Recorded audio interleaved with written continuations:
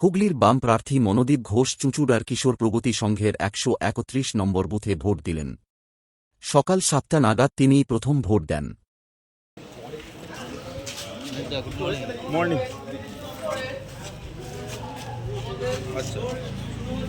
আজকে নিজেকে ভোট দিলেন, মানে এই জায়গায় মানে কি বলবেন প্রথম? এই অভিজ্ঞতা তো ছিল না, নতুন হলো। নিজেকে ভোট দিলাম। আর পথ চলাটা খুব কঠিন। হ্যাঁ। দুই তারকা হ্যাঁ। ১.৫ মাস ধরে দুই তারকার সঙ্গে লড়াই করেছেন। হ্যাঁ। একজন সাধারণ কর্মী বা সংগঠনের নেতা হিসেবে কি বলবেন? না, ঠিক আছে, রাজনীতির ময়দানে ওইভাবে তারকা বলে আলাদা কিছু নেই। এটা নির্বাচন, রাজনৈতিক সংগ্রাম, এই লড়াইয়ে আমরা আছি।